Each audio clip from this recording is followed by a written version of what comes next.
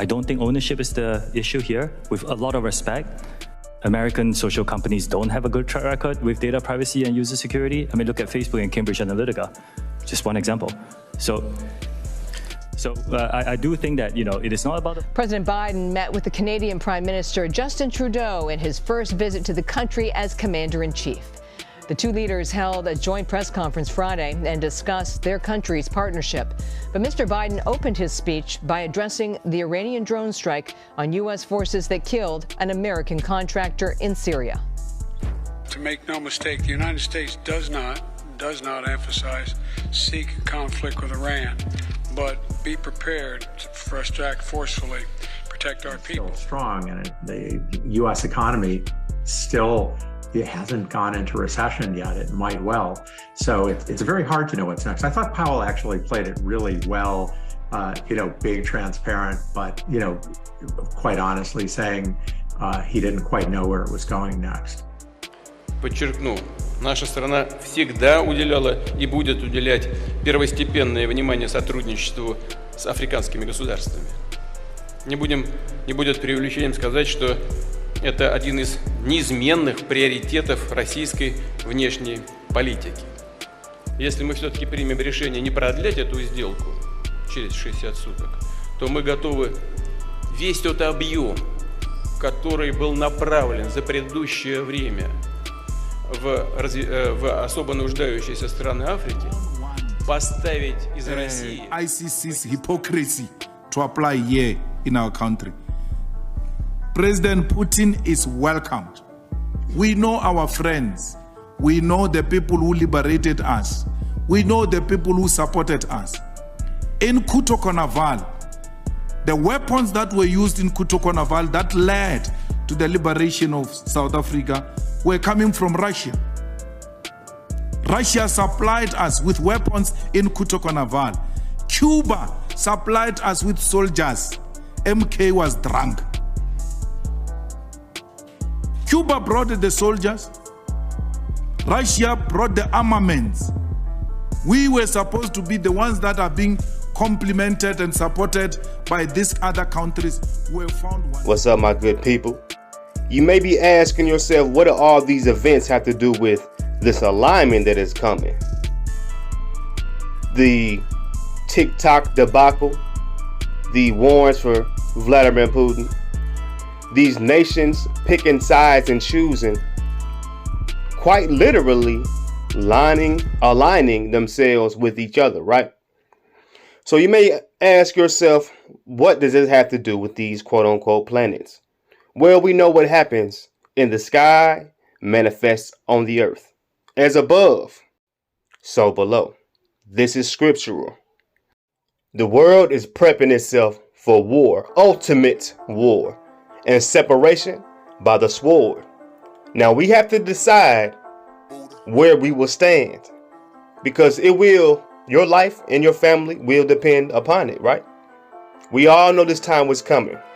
We may want to ignore all these signs that we're getting, but we were taught to never ignore these signs, but to accept them. Let me show you. Then God said, "Let there be lights in the expanse of the heavens, to separate the day from the night, and let them be for signs, and for seasons, and for days and years." This is the purpose. This is the original plan of the lights. They are to be for signs first, and then the separation of time and seasons.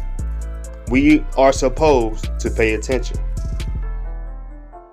I know the church told you star watching is wicked, but we're about to discount that right now. Faith-inspiring science. From the Vatican Observatory, their mission. The Vatican Observatory is an institution established by the Holy See for astronomical research and public outreach to advance the scientific understanding of our universe. This is why you see the telescope Lucifer, owned by the Vatican in Arizona, where the skies are clear, because clearly, no pun intended, they are looking for something, and they understand Genesis 1:14 is very real. There are signs that appear in the heavens that will make things materialize in this earthly realm. You have just been taught to not pay attention. Let's continue. The Vatican Observatory is one of the oldest active astronomical observatories in the world, with its roots going back to 1582 and the Gregorian reform of the calendar. Now that alone is a very powerful statement, because we understand that Dum Diverses happened in 1452. So in order to get this information of the stars, that means you got it after Dum Diverses. That means you came to another land to get this understanding. Therefore, you put this telescope in Arizona after this land was conquered, after Dum Diverses, over 100 years later. Deep, huh? Let's continue. The Vatican Observatory stands at the forefront of scientific research, covering a broad range of topics, from an examination of the tiniest specks of interplanetary dust to the origin and structure of the universe. Origin and structure of the universe? I thought Catholics were Christians. I thought you believed that the Creator formed everything. Huh, interesting, huh? Headquartered at the Papal Summer Residence in Castel Gandolfo, outside Rome. This official work of the Vatican City-State supports a dozen priests and brothers, Jesuits and diocesan, from 4 continents who study the universe utilizing modern scientific methods. The Vatican Observatory works with the Vatican Observatory Foundation to promote education and public engagement in astronomy and constructive dialogue in the area of faith and science. Blah, blah, blah, blah, blah, blah, blah. At the end of the day, Rome did not have any knowledge of the stars until they conquered the Americas, until Dum Diverses. So, obviously, this wasn't the oldest observatory, as they're saying. There was a nation already in the quote-unquote New World that had vast knowledge of these stars way before they even got here. This is why Dum Diverses happened in 1452, and this observatory started in 1582, 130 years later. Come on, people. Our impact. For 400 years, let me say that again, for 400 years, the Vatican has been advancing scientific inquiry and promoting awareness of how our universe works. Here are a few examples of our contribution throughout the centuries. Here we go. 400 years. I already did a video on 400 years. They throw it in your face all the time, and you don't even understand what you're seeing. This rulership of this landmass, specifically the Americas, has an expiration date. They understand this because they understand the stars. So this planetary alignment we're going to have on the 28th will be very impactful. Let's look into it.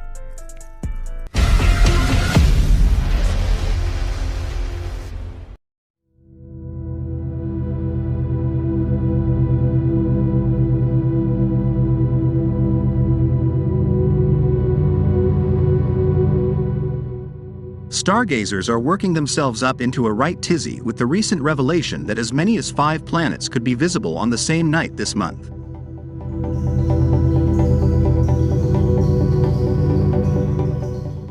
On March 28th, thanks to a relatively rare astronomical phenomenon, 5 different planets will align within a 50-degree sky sector. From Earth, this will give the appearance of them being closer together than they actually are. This will give space fans a chance to see the planets in an impressive cluster, even without the use of stargazing equipment. Fingers crossed for a clear night. The night will see Jupiter, Mercury, Uranus, Mars, and Venus all lining up within a relatively close together portion of the night sky. Mercury and Jupiter, being 2 of the brighter planets, will appear near the horizon, with Venus situating itself higher in the sky. Excitingly, while binoculars or some techie equipment might be needed to spot some of the planets, Uranus for example, Mars will be visible to the naked eye. We're just going to go outside and look really hard and hopefully, we can see them all. Guessing we're going to need our glasses for this one.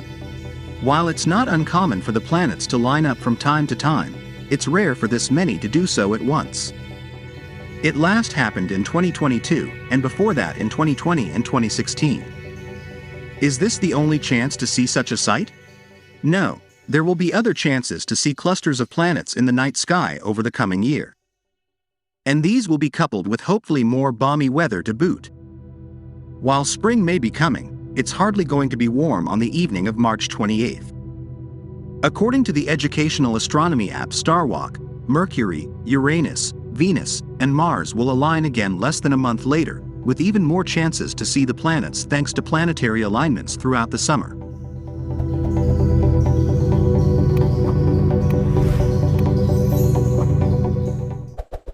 Now, I know they told us this happens all the time. Me personally, I do not ever remember this happening at such a constant rate, right? So let's look at some scriptures and see what's going on.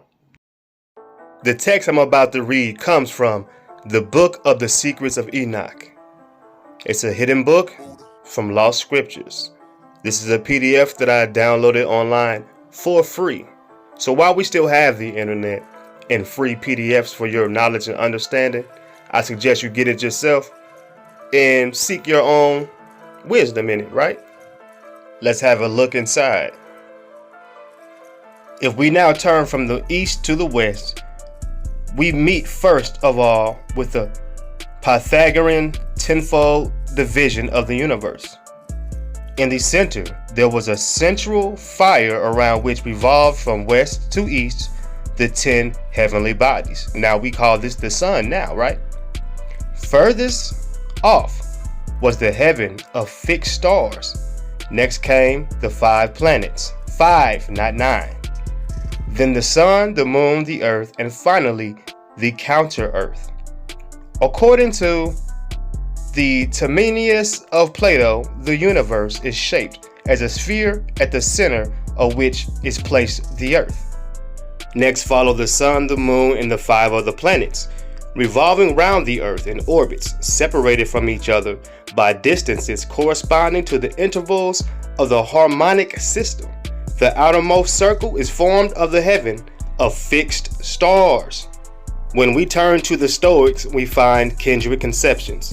In the center of the universe, the earth is placed in a state of repose. Nearest to the earth revolves the moon, and next, in their appropriate orbits, the sun, Venus, Mercury, Mars, Jupiter, and Saturn. Right? I find it almost hilarious we learned about Pluto our whole life, but then Pluto just ceased to exist in 2006. Deception in every corner. We have thus seen that speculations were rife throughout the ancient world on the plurality of the heavens. It is clear further that these speculations were based mainly on astronomical considerations. That ancient Judaism was not unaffected by such views, we may reasonably conclude from certain passages in the Old Testament.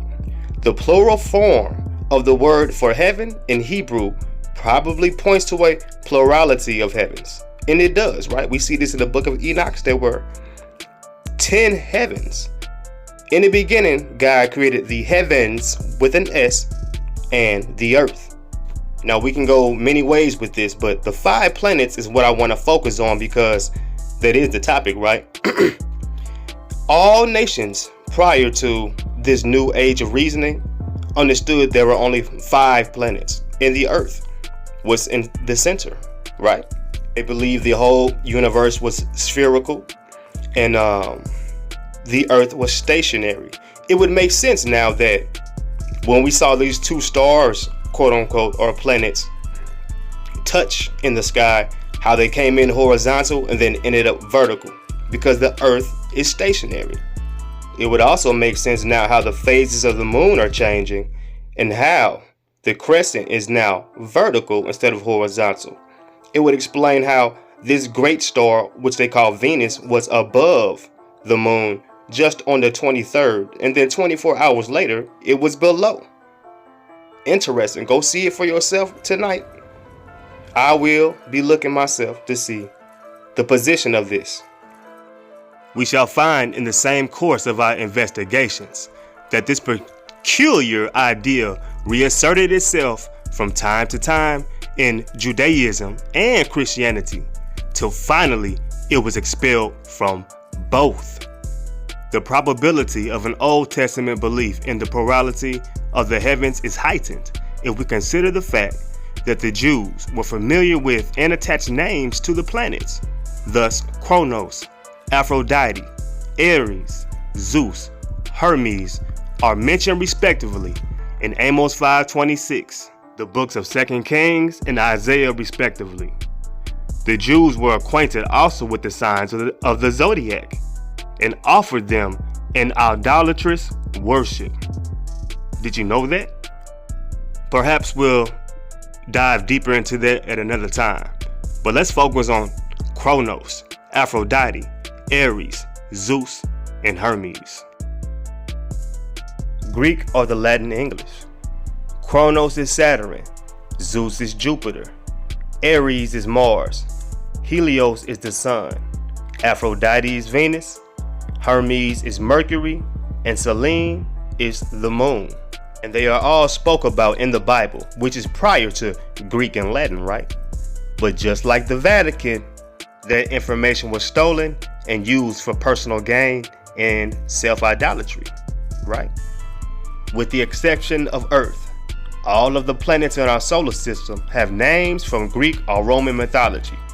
Yeah, right. This tradition was continued when Uranus, Neptune, and Pluto were discovered in more modern times. Yeah. We know the information was stolen, but at least we know what to look for now. So let's look at some of the attributes that these planets have. I think it's very important.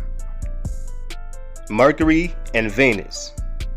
Hermes is the god of commerce, travel, and thievery in Roman mythology. The planet probably received this name because it moves so quickly across the sky. Aphrodite is the Roman goddess of love and beauty. The planet is aptly named since it makes a beautiful sight in the sky, with only the sun and the moon being brighter. The light of Venus was a very special, mystical event to the ancients, with the Hebrews secretly referring to it as the Shekinah, the goddess. Venus casts a shadow on Earth. It's so bright that it can easily be seen with the naked eye during daytime on a clear day if you know where to look. Jupiter, Mars, and Saturn. These will conclude our 5 planets. We know Uranus and Pluto were added millennia later. Zeus was the king of the gods in Roman mythology, making the name a good choice for what is by far the largest planet in our solar system. Ares is the Roman god of war. The planet probably got this name due to its red color. Kronos is the Roman god of agriculture. So what does it all mean? In all actuality, your guess is as good as mine. But looking at the attributes of these planets, what do you think? Does it look like to you that Hermes is activated, the planet of commerce? Does it look like Kronos, the planet of agriculture, is coming into effect on the earth as well? Does it look like Ares, the god of war? Zeus, which we know is Rome within itself, is the largest planet, right? It represents Zeus. And Venus, the glory, the love and beauty of Zeus. Does it look like these 3 are working in connection right now? Only those with eyes to see can tell what's about to happen. It doesn't take a rocket scientist, no pun intended, to see when this alignment is in the sky. Be watchful. Shalom.